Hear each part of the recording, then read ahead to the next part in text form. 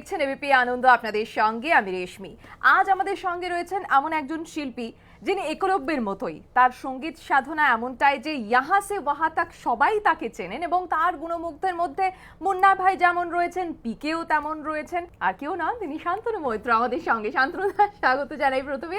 আর মানে এই যে এতগুলো ফিল্মের নাম আপনারা নিশ্চয়ই খেয়াল করেছেন শান্তনু দা, আরো অনেকগুলো ফিল্ম রয়েছে যেগুলো কথা আমরা জানি, এবং আরো নতুন নতুন সংযোজনও হচ্ছে। তবে সবার আগে জিজ্ঞেস করি যে মানে এবারে তো কলকাতায় বেশ কিছুদিন আছো, তো এই সময়টায় বন্ধু বান্ধবরাও তো এখন কলকাতায়, কেমন এনজয় করছো আগে শুনি। দারুণ। এটা কলকাতা আমার জন্য অলওয়েজ একটা, ওই গরমের ছুটিটা এক্সটেন্ড হয়েছে, যেটা স্কুলে যখন আসতাম আমি পিসির বাড়িতে, ওই এখনো ওই মনে হয় এটা চলছে, এটা হই হই আড্ডা প্লাস গান বাজনা। এর মধ্যে আমরা একটা গান মানে শুনতে পেয়েছি, ওয়াজিরের কথা বলছি, এবং তোমার খুব পছন্দের বিধু বিনোদ চোপড়ার সঙ্গে আবারও। যেটা আমার ভাল লাগে, ফরচুনেটলি সেটা বিনোদেরও ভাল লাগে। আর অ্যাডভান্টেজ হলো যে উনি সেই ভাল লাগাটাকে একটা জায়গা দিতে পারেন, because he is the producer. আমি সবসময় শুধু এটা মনে করি যে এই একমাত্র লোক যে আর ডি বর্মনকে সেই সময়তে 1942 লাভ স্টোরি দিয়েছিল, যখন আর ডি বর্মন কাজ করছিলেন না। সেই সময় আওয়াজ কিন্তু ভারতীয় চলচ্চিত্রের কিন্তু আলাদা একটা আওয়াজ ছিল, সেটা ফেরত নিয়ে এসেছিল উইথ 1942 লাভ স্টোরি। এটা উনি প্রত্যেক সিনেমাতে চেষ্টা করেন যে যেটা চলছে, যেটা প্রচলিত, সেটার দিকে না দেখে তার বাইরে গিয়ে যেটা আমার ভাল লাগছে বা যেটা ওনার ভাল লাগছে, যেটা আমার মনে করি। আমি আগেও বলেছিলাম, ইনফ্যাক্ট আমি এখানেই এই তোমাদের চ্যানেলেই বলেছিলাম যে ভালো গান আমার জন্যে খুব সিম্পল ব্যাপার, তিনটে জিনিস। সেটা হলো ভালো সুর, ভালো কথা আর ভালো গায়কি। এর থেকে বেশি কিছু হয় না, এর সাথে কম কিছু হয় না, এই তিনটে জিনিস হয়। আর আমার জন্যে দেফর ওয়াজিরের এই গানটা তেরে বিন ওয়াজ এই তিনটে জিনিস। তেরে বিন তেরে বিন তেরে বিন তেরে বিন তেরে বিনা মরনা नहीं जीना नहीं तेरे बिन तेरे बिन तेरे बिन। আমি যেই এই গানটা বানিয়েছিলাম, বলছে বিনোদ বলছে জানি না কতখানি চলবে কি চলবে না, কিন্তু তুই আর আমি তো শুনবো, বাস এই দরকার। এবং লাখ লাখ কোটি কোটি মানুষ শুনছে এবং ভালোবাসছে। হ্যাঁ, মানে আমার আমি 3 ইডিয়টসে গিভ মি সাম সানশাইন সময় এই হয়েছিল, ওরা বলেছিল জানি না এই গানটা ইংরেজি নিয়ে হচ্ছে, চলবে কিনা। ফরচুনেটলি হয়ে গেছে। পয়েন্টটা তা না, পয়েন্টটা খুব ভাল লাগে যখন লোকেরা শোনে। Give me some sunshine, give me some rain, give me another chance, I wanna grow up once again. Ultimately আমাকে ভালো লাগতে হবে একেবারে। এই জন্য ওয়াজিরের গানটা is something which is very close to me. এই গানটা তো তুমি এই ফিল্মের জন্য স্পেশালি তৈরি করেছিলে এমনটা নয় কিন্তু, না? এই গল্পটাতে একটা জিনিস প্রুভ করে যে ভালো জিনিস কিন্তু কোথাও ফিট হতে পারে, খারাপ জিনিসের জন্য খুব স্পেসিফিক জায়গা দরকার। ঠিক। এই সিনেমাটা হচ্ছিল কল চিট্ঠিয়া, আগেন বিধু বিনোদ চোপড়ারই ফিল্ম ছিল।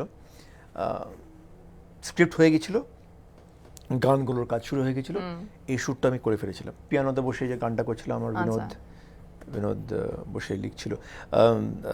আমার এখন মনে আছে অনুপমা চোপড়া, বিনোদের যে স্ত্রী, one of India's great film critics, Anupama 3 দিনের জন্যে বাইরে গেছিল কোথাও, বিনোদ খুব মিস করছিল অনুপমাকে। তো ও লিখে বললো যে গানে কি হবে জানি না, আমি পাঠাচ্ছি অনুপমাকে, মেল করছি যে আমি তোমাকে মিসিং, মানে কতটা মিস করছে। ওরে বাবা। বাট সামহাউ এই লিরিক্সটা না আমার খুব ভালো লাগলো। অদ্ভুত একটা সিম্পলিসিটি, একটা ব্যাপার, এটা সামহাউ ওয়ার্ক করলো আমার জন্য। আমি বিনোদকে বললাম যে বিনোদ, এই গানটা ভালো লিখেছো, কিন্তু পরে তুমি চেঞ্জ করতে চাও সেটা আলাদা ব্যাপার, কিন্তু আমাকে যদি তুমি জিজ্ঞেস করো তার আমার মনে হয় দিস ওয়ার্কস ওয়ান্ডারফুলি। আচ্ছা, ঠিক আছে, গল্পটা শেষ হয়ে গেল, সিনেমাটা হলো না। আচ্ছা, কোনো কারণে সিনেমাটা হলো না, বন্ধ হয়ে গেল। এবার যখন ওয়াজিরটা শুরু হলো, ওয়াজিরের একটা লাভ সং এর দরকার ছিল, which was between Farhan Akhtar and Aditi Rao Haidari. তো আমাকে বললো এই গানটা বানাতে হবে। তো আমি ইনফ্যাক্ট কাজ শুরু করে দিয়েছিলাম একটা। হঠাৎ বিনোদ আমাকে বললো যে শোন, আমরা একটা গান করেছিলাম মনে আছে, আমি লিখেছিলাম, দেখি ওটা ইউজ করতে পারে কিনা। তাই না, এটা সিনেমাতে ফিট হবে? বললো আমাকে তুই 2-3 দিন দে, আমি এটা এডিট করে দেখছি। আমি যখন দেখতে গেলাম, আমি বিশ্বাসই করতে পারলাম না যে এই সিনেমাটা, এই গানটা অন্য কোনো সিনেমার জন্য ছিল। মনে হলো যে এর জন্যই বানিয়েছিলাম, এত সুন্দরভাবে ফিট করেছে। In fact Binod is so happy, বাচ্চাদের মতন লাফাচ্ছে, নিশ্চয়ই। বলছি আরে আমাকে লোকেরা বলছে কংগ্রাচুলেশনস, মানে ও ভুলে গেছে যে ও প্রডিউসার, ও ডিরেক্টর, ওর নাম বিধিগুণ চোপড়া, বলছে আমার লিরিক্স লোকেদের ভালো লাগছে। So it's an amazing feeling. আর অফকোর্স এটাও বলতে চাই যে আমার দুটো ফেভারিট সিঙ্গার্স, যারা আমার মনে হয় যে ভারতবর্ষের ইতিহাসে probably one of the greatest duets এরা গিয়েছে, শ্রেয়া ঘোষাল অ্যান্ড সোনু নিগম। একেবারে। তারা আমার জন্য এই গানটা গেয়েছে। সো আমি এম হ্যাপি স্পেস। গিটারও রয়েছে শান্তনা, একবার তোমার কাছ থেকে শুনি। আমার এই গানটা করার সময় এই ব্যাপারটা ছিল হ্যাঁ। যে আজকাল গানে প্রচুর ছন্দ হয়। আমি ভেবেছিলাম এই গানটাতে ছন্দ রাখবোই না। বেশ। তো ইনফ্যাক্ট এই গানের প্রথম পার্টে কোনো ছন্দই নেই। আচ্ছা। তেরে বিন তেরে বিন তেরে বিন তেরে বিন তেরে বিনা মরনা नहीं जीना नहीं तेरे बिन तेरे बिन तेरे बिन तेरे बिन तेरे बिन तेरे बिना जीना नहीं मरना नहीं तेरे बिन। बावरी पिया लागे ना जिया, देखो मेरा मन जलता दिया, जलता दिया बुझे न पिया, बुझे न पिया जलता दिया। আমি খুব একটা ভালো গান গাইতে পারি না, কিন্তু আমার প্রচুর, যেমন পঞ্চমের গান খুব ভালো লাগে। আমার মনে হয় সেই গানগুলো আমি গাইতে পারি। হ্যাঁ, গাইতে পারা ব্যাপারটা কিন্তু আলটিমেট জয়। একদম। আর সেটা যদি আমি একটা এমন সুর করতে পারি, জুবিডুবি জুবিডুবি পাম্পারা, এটা একটা বিষয়টা একটা simple একটা ব্যাপার। সিম্পল এবং কি মজা। Zubi dubi pampara, zubi dubi parampam, zubi dubi nache que pagal stupid man. zubi dubi pampara, zubi dubi paramba, zubi dubi nache you pogo stupid man. এটা যদি করতে পারি, হ্যাঁ। তাহলে অ্যাজ আ কম্পোজার আমি এটা আমার জন্য অ্যাচিভমেন্ট। পল পল পল পল হর পল, একদম। সিম্পল। पल पल पल पल हर पल कैसे कटेगा पल हर पल पल पल पल पल हर पल कैसे कटेगा पल हर पल। শিখো না নैनो की ভাষা, হয়তো কম লোকেরা গাইতে পারবে এটা, বাট সেটাও আছে। তো এই দুটোই চলে, কিন্তু চেষ্টা করি জেনারেলি আজকালকার দিনের মধ্যে যখন অনেক কিছু চলছে, এটা যদি সিম্পল একটা ভিড়ভাড় থেকে, মানে আমি এই জন্য হয়তো পাহাড়ে ঘুরে বেড়াই, সেটা হলো যে এই নয়েজ থেকে বেরিয়ে যদি একটা গান করতে পারি, হ্যাঁ। তাহলে এটা আমার একটা কন্ট্রিবিউশন। অনেক রকম র্যাপ আমরা শুনি, নানান রকম মানে কারুকাজ শুনি, কিন্তু এই অরিজিনাল যারা সিঙ্গার তাদের ব্যবহারটা কি মানে একটু খুব লিমিটেড হয়ে যাচ্ছে। তোমার মাইকেল জ্যাকসনের গান খুব ভালো লাগে, কিন্তু আমি যদি বলি যে জাস্ট বিট ইটের পরে নেক্সট কথাগুলো কি সেটা তুমি জানো না। একেবারে। ঠিক আছে, কিন্তু ডিফারেন্সটা বিটুইন ওই সঙ্গীত আর আমাদের সঙ্গীত হলো আমাদের দেশটার লিটারেচার খুব স্ট্রং। অলওয়েজ কিন্তু আমাদের গানের মধ্যে লিটারেচার খুব স্ট্রং ছিল, একটা জায়গা ছিল, স্থান ছিল। সেই লিটারেচারকে বলার মতন গানের মধ্যে তোমার কেতা দরকার। হঠাৎ লিরিক্সটা না অত ইম্পর্টেন্ট না এনিমোর, কেননা তোমার গ্রুভ যা বেট আর পুরো গান বাজনা ব্যাপারটা কিন্তু এখন ডান্স বেসড। আমাকে একটা প্রসূন যোশী দারুণ কথা বলেছিল, লোক ঝুমতে থে আজ লোক নাচতে হ্যাঁ। যে আগে আমি একটা গান শুনতাম, তার সাথে আমি তার সঙ্গে একাত্ম হয়ে করতে গিয়ে, করতাম, হ্যাঁ, কিন্তু এখন আমাকে নাচতে হয়। হ্যাঁ, হ্যাঁ, তো প্রবলেমটা হলো যে এই যে সব গানে নাচা যায় না, আর জাস্ট বিকজ সেই গানে নাচা যাচ্ছে না তার মানে গানটা খারাপ তা না, কিন্তু একটা ফিয়ার সাইকোসিস হয় যে ওইটা করলে চলে না, এটা করলে চলে, সেটা কিন্তু ঠিক না। আমার মনে হয় যে এই গানটা যেদিনকে রিলিজ হয়েছে সেদিনকে টুইটারে ইট ওয়াজ নাম্বার 1 ট্রেন্ডিং। সো ব্যাপারটা হলো যে যখন সেটা হয় তখন অ্যাটলিস্ট 10 জন আরও উদাহরণ পেতে পারে যে না, তাহলে এটা যদি চলে তাহলে আমরাও সেটা করতে পারি। একেবারে ওটা একটা এক্সাম্পল হয়ে যায়। নিশ্চয়ই। আমার মনে হয় প্রথমবার এটা বিধুবন চোপড়া আমার সঙ্গে এক্সপেরিমেন্ট করেছিল পরিণীতাতে। সেই সময় একটা পিউ বলে মতন গান, সেটা যে চলতে পারে বা প্রচলিত হতে পারে। पियू बोले पिया बोले क्या ये बोले जानू ना जिया डोले हाले हाले क्यों ये डोले जानू ना। একটা গান কিন্তু একটা শুধু সুরকার বা লেখক বা গায়কের ওপরে হতে পারে না, এটা যতক্ষণ না ডিরেক্টর বা প্রডিউসার সেই স্থানটা না দেয়, সেই কনফিডেন্সটা না দেয়, নিশ্চয়ই। আর সেই পুশটা না দেয় সেই গানটাকে, তাহলে কিন্তু খুব ডিফিকাল্ট। একটু ঘোরাঘুরি সম্পর্কে বলো। মানে মাটির ওপরে যে ঘটনাটা ঘটছে ওটাতে একটু বোর হয়ে গেছি, এখন আমি আচ্ছা। একটু নিচে যেতে চাই। আচ্ছা, জলের তলায় গিয়ে জলের তলায়। আমি ডাইভিং শিখলাম অ্যাকচুয়ালি আন্ডামানসে। আচ্ছা। মনে হয় বলতে চাই অন রেকর্ড যে পৃথিবীতে best learning site for diving হলো আন্ডামানস। এই যে তোমার ভিজিবিলিটি অসাধারণ। কিন্তু একটা ছোট তোমাকে আমি এক্সাম্পল দিচ্ছি, ডাইভিংটা প্রাইমারিলি করেছিলাম টু কমব্যাট মাই ফিয়ার। আমার জলের ফিয়ার ছিল। জলের ভয় তো কাটানোর জন্য। যদি আমি সুইমিং করি কিন্তু আমার একটা মুখে ওই মাস্কটা লাগাবো, তো ওটাতে আমার একটা সেন্স অফ ক্লস্ট্রোফোবিয়া ছিল।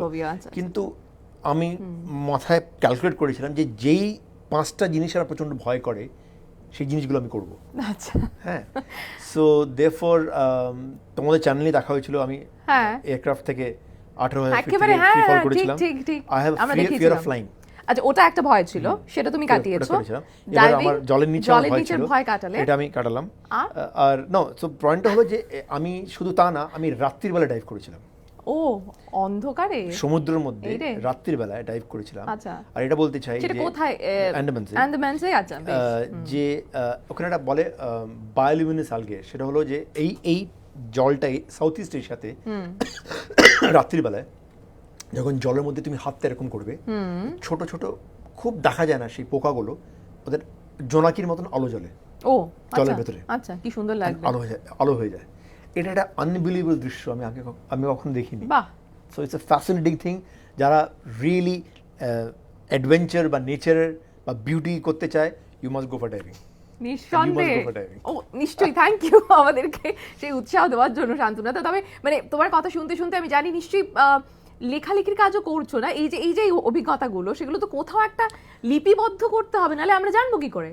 আমি যখন ফেরারি মুন লিখেছিলাম তখন আমি ভেবেছিলাম যে যা হয়ে থাকে আমার সাথে, যে হয়তো আমি লিখছি আর আমি পড়বো, কিন্তু আমি যা রেসপন্স সেটা পেলাম হয়নি তাতে আমি একেবারে, বুঝলাম হ্যাঁ। যে সবাই অনেক- খুব ভালোবেসেছে। হ্যাঁ, শুধু মোর ইম্পর্টেন্টলি ইয়াং ছেলেমেয়েরা, ওদের জন্য একটা দরজা খুললো যে এরকম হতে পারে, they can go out and see. আমার মনে হয় তাহলে এই এক্সপিরিয়েন্সেসটা আরও শেয়ার করা দরকার। নিশ্চয়ই। অ্যান্ড ফরচুনেটলি আমার কাছে বেশ অনেকটা এক্সপিরিয়েন্স আছে এই ব্যাপারে। সো আমি নেক্সট বইটা লিখতে শুরু করেছি। বাহ। হোপফুলি নেক্সট 6-7 মাসে we'll see সেটা that. কমপ্লিট হবে পরের বছর, তার মানে আমরা পাচ্ছি। Correct. একটা ছোট্ট বিরতির সময় হয়েছে, বিরতি থেকে এক্ষুনি আবার ফিরে আসছি এই আড্ডায়, সঙ্গে থাকুন।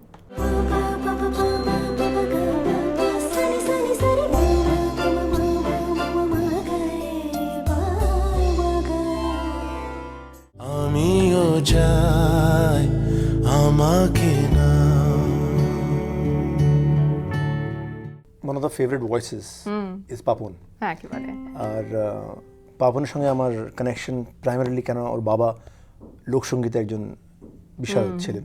আমি বলতে থাকি না যে আমি আজকের দিনটা আজকেভাবে বাঁচতে চাই, কারণ আমি কালকে কী হবে জানি না। প্রতিটা দিন। হ্যাঁ, আমার ব্যাপারটা ছিল যে আমি পাপনের বাবার সঙ্গে খুব ইচ্ছে ছিল আমার দেখা আচ্ছা, করা। তো আচ্ছা। উনি বম্বেতে এসেছিলেন। আচ্ছা।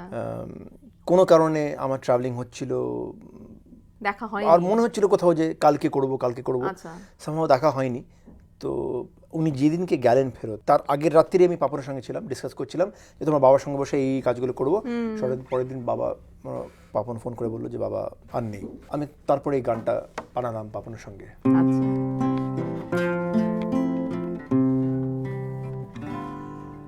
ও মেঘ কেন চলে যাও, চোখে ওপারে কোথাও যদি থমকে দাঁড়াও, আমিও যাই আমাকে দাও। পাপনের বাবার কথা বলছিলেন এবং লোকসঙ্গীত শিল্পীদের কথা যখন বলছিলে শান্তনুদা, মানে একটা খুব দুর্দান্ত শো এর মধ্যে তুমি এখন রয়েছো। লোকসঙ্গীত শিল্পীরা যারা রয়েছেন ওখানে তারা কিন্তু বোধহয় সকলের মনে একবারে স্থায়ী ঘর করে নিয়েছেন। এখন সব জায়গায় চর্চা কত বেড়ে গেছে, তুমি নিশ্চয়ই জানো সেটা শান্তনুদা। আরে আমার মুখে ব্যাপারটা আরও ইন্টারেস্টিং হয়, কারণ আমি বেসিক্যালি বলিউড রিপ্রেজেন্ট করি। কিন্তু এটাও সত্যি যে গান বাজনার জায়গায় কেন জানি না এই দেশে শুধু সিনেমার গানই শোনা হয় আর বাকি শোনা হয় না। এই শোটা কিন্তু সেটা ব্রেক করেছে। এই শোটা বুঝিয়েছে যে সব রকমের সঙ্গীত নিয়েই কিন্তু ভারতবর্ষের সঙ্গীত। আর এটা একটা ছোট্ট প্রান্তের একটা গল্প, বেঙ্গল। ক্যান ইউ ইমাজিন বাকি দেশে কি হচ্ছে? এখানে যে বেঙ্গলে যে লোকসঙ্গীত আছে, ক্লাসিক্যাল আছে, সিনেমার গান আছে, এই তিনটি মিলিয়েই কিন্তু ব্যাপারটা একটা সঙ্গীত। আর আরেকটা জিনিস যেটা আমি অলওয়েজ বিলিভ করতাম, সেটা হলো যে যদি শ্রোতাদের গান শোনা না হয় নানা রকমের, ওরা কেমনি করে বুঝবে যে কোনটা ভালো, কোন চয়েস কোথায়? মানে গান তৈরি হওয়াও তো দরকার। এই জি সারেগামাপার শোটা হ্যাজ অ্যাকচুয়ালি তৈরি করেছে। হ্যাঁ, যেটা তুমি বললে যে সকলের গান তৈরি হওয়ার জন্য বিভিন্ন রকম গান আমাদের শোনাতে হবে, সেই গানগুলো তো শুনতে পাওয়ার একটা জায়গা দরকার। আমি তোমাকে একটা কথা বলতে চাই, এটা আমার পার্সোনাল এক্সপিরিয়েন্স। সেটা কিন্তু ওদের দায়িত্ব না, সেটা কিন্তু আমার দায়িত্ব না। আমি গান বানানো আমার দায়িত্ব, বিধু বিনোদ চোপড়াকে নিয়ে যাওয়া সেটা ওর দায়িত্ব। ঠিক। আমি যদি আজকে বিধু বিনোদ চোপড়া আমার জীবনে না হতো, তাহলে কিন্তু আমি গানটাকে নিয়ে বাড়ি বাড়ি যেতাম না, কেন ওটা আমার কাজই না। আমি গানটা বানাবো। আই এম ফরচুনেট যে এরকম একজন ভদ্রলোক পেলাম আমার জীবনে। আমার কাজ হলো এবার যে ওদের গানটাকে আমি কোথাও পৌঁছাতে পারি, সেটা আমার রোল, ওদের রোল না। শান্তনুদা, অনেক অনেক ধন্যবাদ আমাদের সঙ্গে আড্ডায় থাকার জন্য। প্রতিবার শান্তনুদার সঙ্গে আড্ডা মানেই একদিকে যেরকম নানান গল্প, তার পাশাপাশি মিউজিক এবং অবশ্যই ওনার দর্শন সম্পর্কেও আমরা জানতে পারি।